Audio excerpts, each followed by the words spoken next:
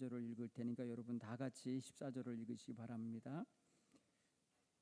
호련히 수많은 천군이 그 천사들과 함께 하나님을 찬송하여 이르되 지극히 높은 곳에서는 하나님께 영광이요 땅에서는 하나님이 기뻐하시는 사람들 중에 평화로다 하니라. 아멘. 이 시간 사랑으로 가득한, 우리 하나님의 사랑으로 가득한 평화의 은총이 우리 성도님들 모두에게 임하길 간절히 축원합니다. 우리 곁에 계신 분들에게 인사하십시다. 주님의 평화가 당신과 함께 하시길 바랍니다.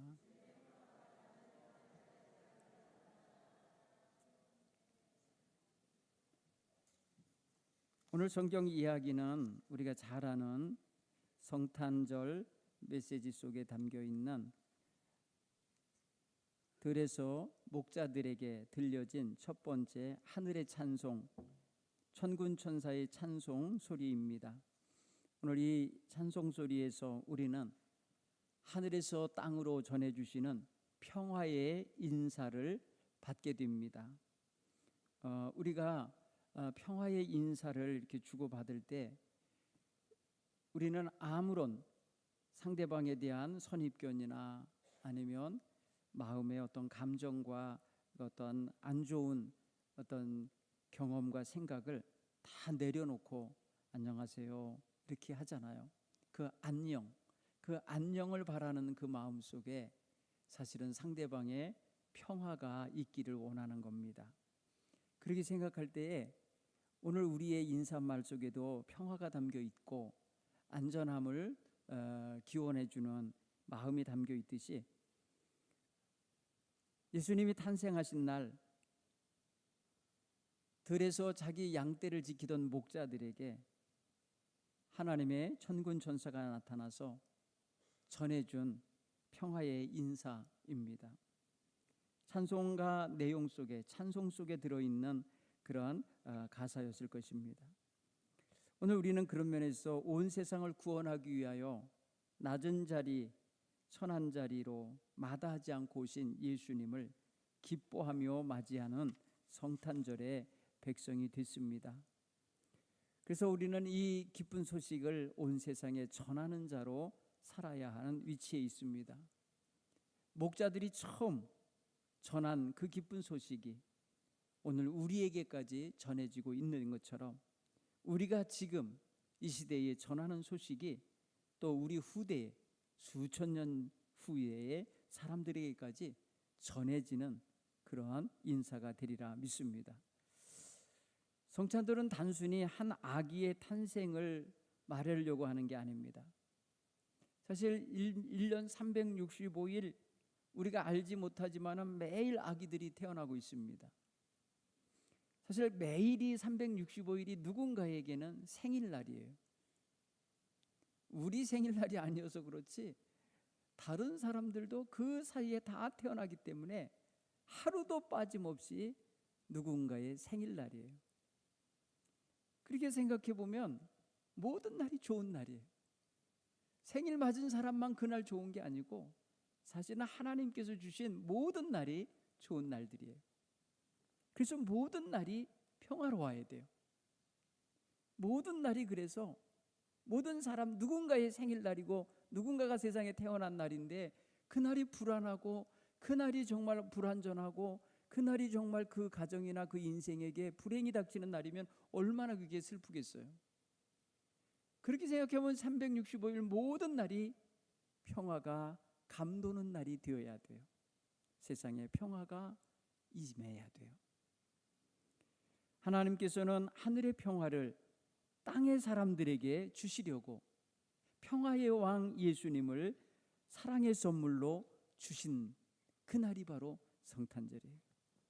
여러분, 성탄절이 12월 25일 그 하루가 아니에요.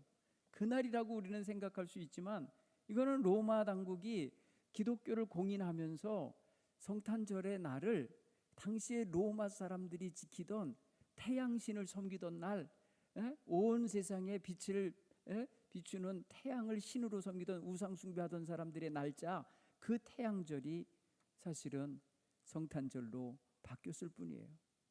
예수님이 탄생한 날이 1월 달인지 2월 달인지 몰라요.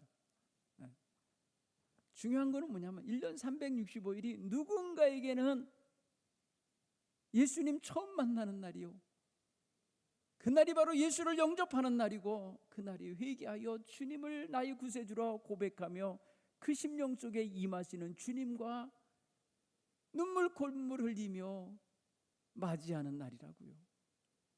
그렇게 생각하면 또 365일이 다 성탄절이에요. 실제로 여러분 동방 정교회, 러시아 정교회나 그리스 정교회 가면요, 거기는 1월 8일 날인가가 성탄절이에요. 다르죠? 그러니 우리는 그런 것만 봐도 모든 날을 소중하게 여기고 귀한 날로 여기고 하나님이 주신 선물인 들어온 날인 거예요. 그리스도의 탄생을 통해 우리에게 주어진 하늘의 평화를 묵상하고, 우리가 그 평화를 세상 널리 전하고 그 평화의 정신과 평화의 본질에 맞는 삶을 살아내는 게 너무나 중요하다. 여러분, 오늘 우리 마음속에 누군가가 갈등의 대상이 되고 원망의 대상이 되고 불평의 대상이 되고 아니면 대결의 대상이 되고 있다면 평화가 없다는 걸 알고 그 자리에 주님이 오시기를 기도하시기 바랍니다. 우리는 평화롭게 사는 것 같아도 그러지 못한 영적 상태가 종종 우리에게 노출됩니다. 따라서 예수님의 탄생은 우리 모두에게 참된 평화가 임해야 할 날이라, 그 성탄절이 우리에게 주어지는, 나를 위하여 주어지는 평화의 날로 받아들이고 그렇게 고백하기를 간절히 바랍니다. 성탄절의 주인공 되시는 예수님에 대한 예언은 이사야 7장에 보면은 처녀가 잉태하여 아들을 낳으리라, 그 이름을 뭐라고 할 거라느냐? 임마누엘이라 할 거라서. 임마누엘. 임마누엘이 무슨 뜻입니까?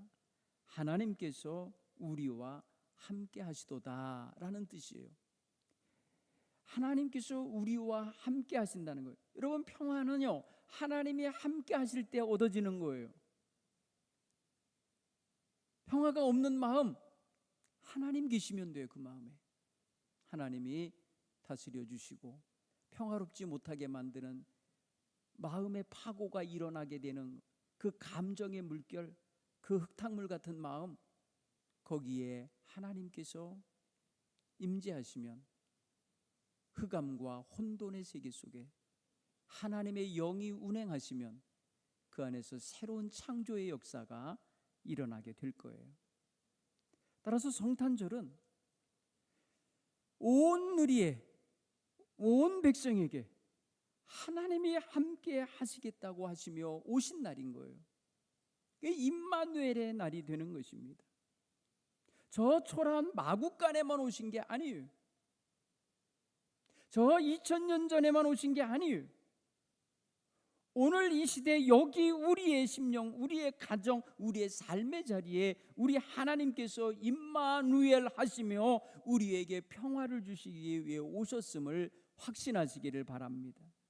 그래서 이 땅에서 하나님이 기뻐하여 받아들여 주신 사람들 중에 평화로다 하는 그 하나님 안에서 기쁨을 얻고 사는 사람들, 하나님 안에서 참된 기쁨을 맛보는 사람들 중에 평화로다 하시는 이 말씀이 의미가 깨달아져야 돼요. 임마누엘, 하나님과 함께하지 않으면 이 평화를 맛볼 수가 없는 것입니다. 오늘 저와 여러분의 마음속에 행여라도 누군가에게 갈등의 구조가 있다든지 불편한 구조가 있다면 거기에 하나님이 계셔야 돼요.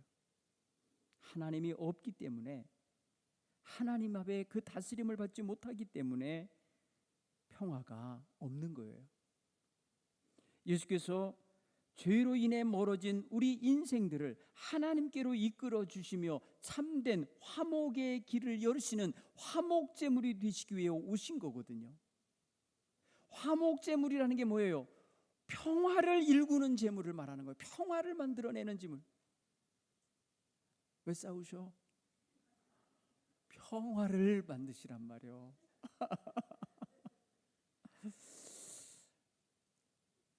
두 번째는 하나님의 평화가 인류를 향한 한없는 사랑이라는 사실을 깨닫기 바랍니다. 요한복음 3장 16절에 하나님이 세상을 이처럼 사랑하사 독생자를 주셨으니, 사랑의 선물로 주신 게 뭐예요? 독생자예요. 독생자.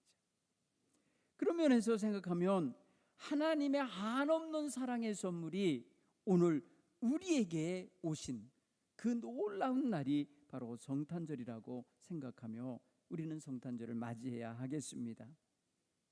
그게 어느 날이 되었든지 그런 믿음으로 주님을 대하면 주님 안에서 항상 그 사랑과 평강을 받아 누리실 줄 믿습니다. 성경이 말하는 평화는요, 사랑으로 이루어진 내적 조화입니다. 조화로움, 하모니예요. 사랑이 가득하여 사랑 안에서 모든 사람 앞에 서면은 다 그 사람과 조화를 이룰 수 있는 능력. 그래서 누구도 불편하지 않고, 누구도 갈등의 대상이 되지 않고, 누구도 내 마음 바깥으로 밀어낼 사람이 없는 그런 조화로운 마음을 의미하는 거예요. 예수님의 사랑은 십자가를 통해서 우리에게 드러났고, 하나님의 사랑은 예수님이 세상에 오심을 통해 드러나지 않습니까? 이 공통점이 뭐냐면 자기를 내어줌에 있어요. 자기를 내어주는 것, 이게 사랑 아니고 내어줄 수가 없어요. 결국은 성탄절이 말하는 이 평화는 자기를 내어주는 데서 와지는 놀라운 평강인 것입니다. 여러분, 자기를 내어주고 자기를 희생하는데 평강을 느낄 수 있다는 건요, 이건 굉장한 일인 거예요. 한번 생각을 해보세요. 우리는 나를 내어주거나 내 것을 내어주거나 내 것을 덜어내면 불안합니다. 위기감이 느껴지거나 아니면 걱정이 다가오거나 이런저런 염려를 생각해낼 수 있어요. 그렇지 않아요. 나를 내어주며 나를 품어지게, 나를 그의 사람을 품는 데 사용하시며 내줄 때에 거기서 와지는 평화는 바로 하나님이 주시는 놀라운 임마누엘의 평화입니다. 그래서 주님은 하늘 보좌 버리고 자기를 비우시고 낮추시고 종의 형체를 입고 세상에 오시면서도 평안하신 거예요. 예수님은 십자가에서 대속의 제물로 자기를 내어주시면서도 우리를 사랑하시는 그 사랑을 품고 계셨기 때문에 평안하신 거예요. 오늘 우리가 십자가를 바라볼 때마다 하나님의 사랑이 여기 있었고 비었으며 여기서 참된 하늘의 신령한 평화가 화목이 이루어졌음을 깨닫고 하나님을 찬양하는 데 십자가의 은총을 노래할 수 있기를 바랍니다.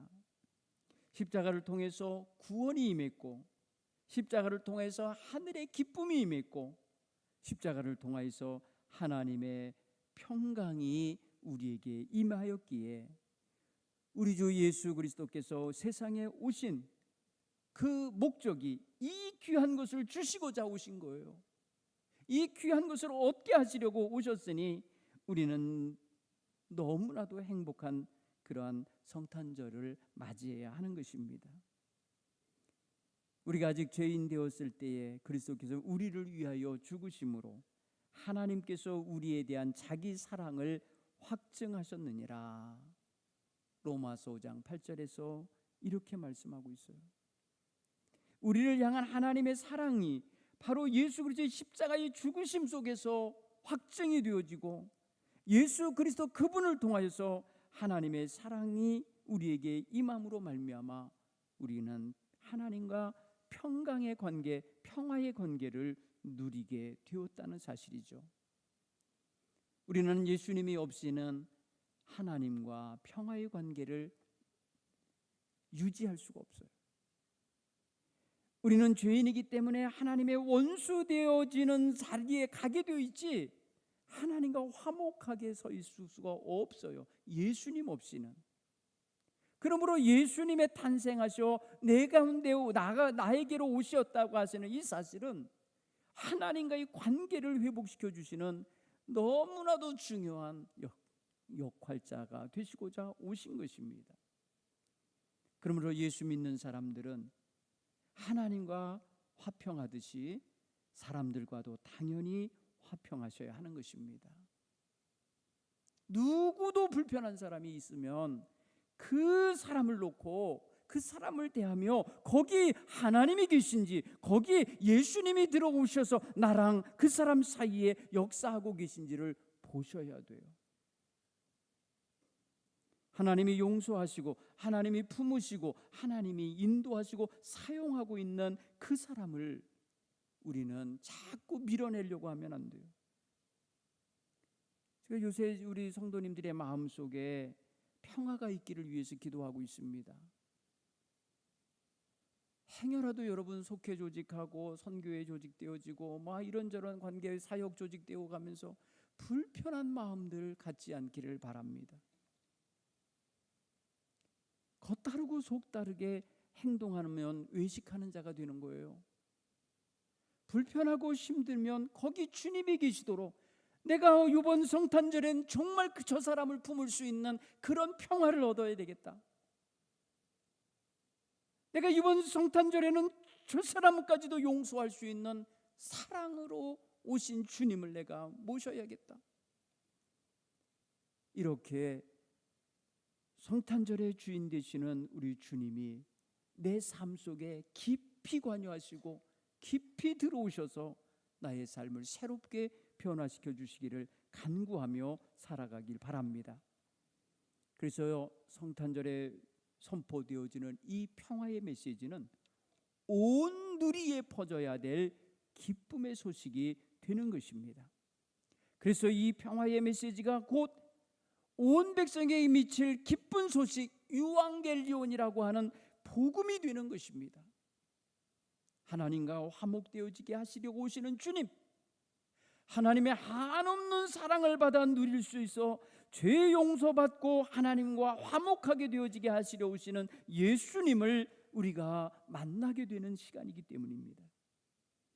그러므로 오늘 이 성탄절을 맞이하며 받는 이 성찬은 우리와 하나님 사이에 막힌 것이 없고, 우리와 주님 사이에 막힌 것이 없고, 우리와 우리 성도들 사이에 막힌 것이 없고, 우리와 세상 사이에 막힌 것이 없게 만드시는 우리 주님의 놀라운 평화의 역사가, 그 화목의 역사가 임하게 되는 그런 성찬이 되기를 바랍니다.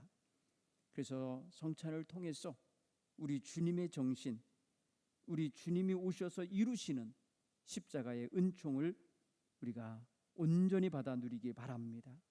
위로 아래로는 하나님과의 관계요, 좌우로는 우리 이웃과 사람과의 관계로 여겨지고 만들어진 이 십자가를 보면서 이 십자가 속에 담긴 우리 주님의 사랑과 평화가 우리 성도들 모두에게 가득 채워지는 은혜로 임하기를 간절히 축원합니다. 기도하겠습니다.